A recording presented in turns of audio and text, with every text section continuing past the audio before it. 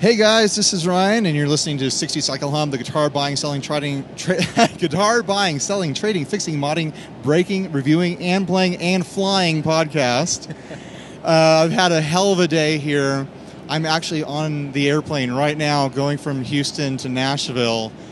My plane going from San Diego to Houston got held up on the runway because apparently rain took out the internet of the whole airport, which screwed up all the information for the baggage claim, which is literally what the pilot told us over the intercom. So I ended up spending 3 to 4 extra hours in an airport waiting for a flight that I didn't know if I was actually going to get. It was like standby. And the other option was I might have to stay in Houston overnight and then fly to Nashville in the morning and pay for my own hotel because United sucks. I looked around to see if a stewardess was nearby. But yeah, I got on the plane, and then I happened to sit next to a guy wearing a Chase Bliss shirt. I was like, "Hey, are you going to NAMM?" And what did you say, Adam? Yeah, I said, "Yeah, I'm going to NAMM." And then we started talking, and it turns out that Adam here. Oh, I'd like to look over the menu items for the food we have for purchase on today's flight. Go ahead and reach into the seat pocket in front of you, pull out your in-flight guide and open that to page 3. Page 3 has a title called Snack Shops on it. It lists 4 snack boxes, including a children's snack box. This is really good content. 9 a la carte items. These are the only available items for purchase on tonight's flight, and we only accept credit or debit card to complete that purchase. I knew it. They stiffed us on dinner. Yes, they did. So anyways. As a reminder, the cabin is very dark and our vision is extremely limited.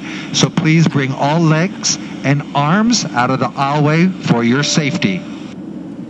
All right. Unless the captain interrupts us again, I think we're set. So anyways, I sit next to Adam here and start chewing the fat. And turns out you make a component that you want to sell to pedal manufacturers, and you're coming to NAMM to kind of pitch it around. You've already done some experimenting with it with Dr. Scientist, which is really exciting. Yep. So tell us what it's all about.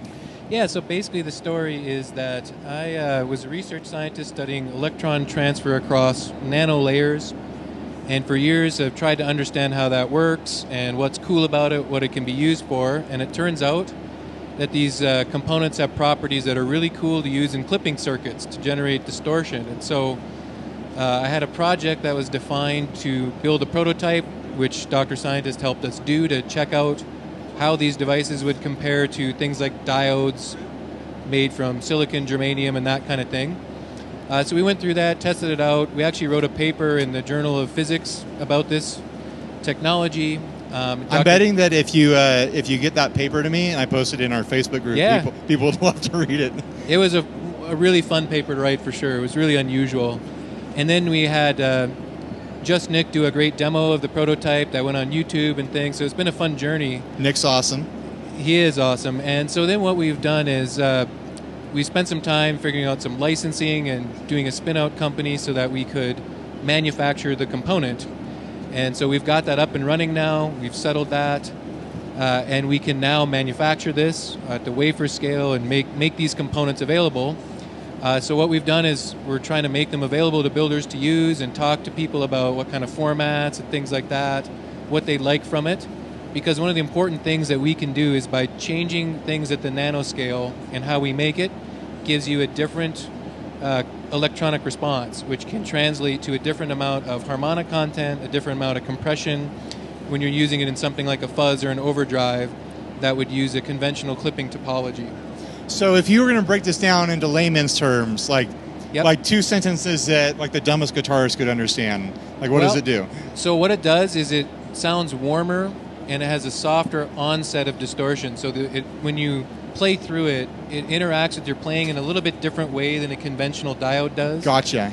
And so you don't have to use a bunch of filtering to kind of get rid of the high end necessarily. You can just use the component as is to get that sort of feel and that sound, that warm sound. Perfect. That's what I wanted to hear. I was the dumb guitarist in the example. Well, and that's cool, but you know, the cool thing I think about it is it's due to the fact that whenever you have a conductor, you have a wave function that sort of leaks out into space a little bit. And if you can get another conductor close enough, you can get current to flow at really low voltages. So unlike diodes, which sort of are completely off until they turn completely on suddenly, Gotcha. which gives you a sharp sound, which can be really cool and fun. Of course.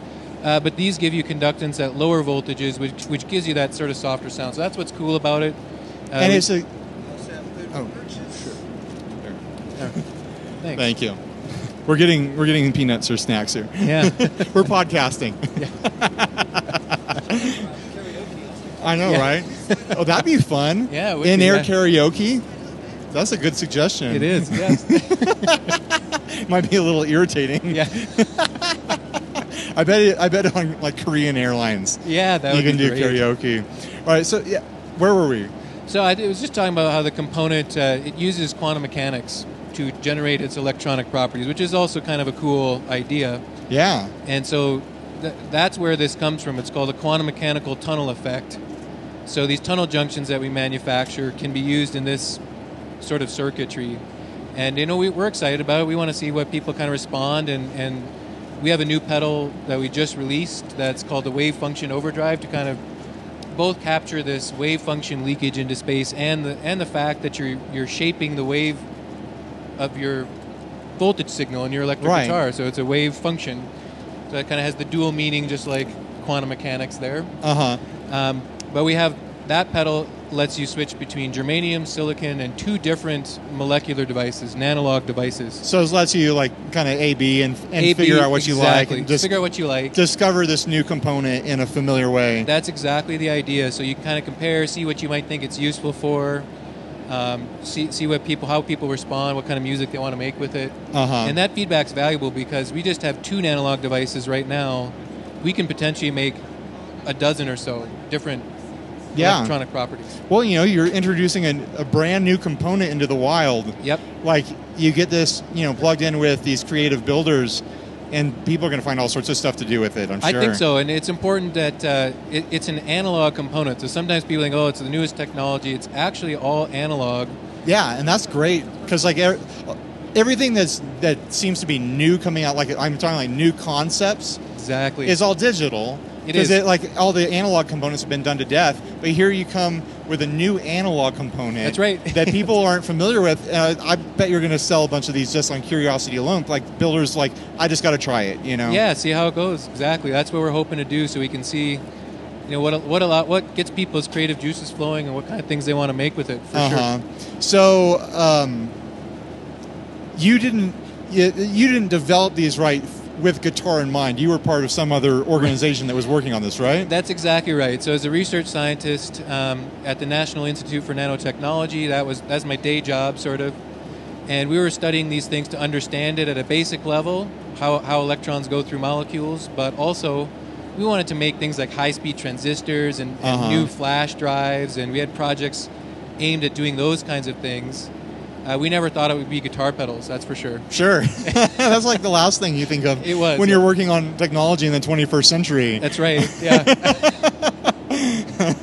You're like, what we should do with all this, I'm sure, amount of research with a pile of zeros behind the number, Yeah. What we should do? We should make guitar pedals. Yeah, exactly.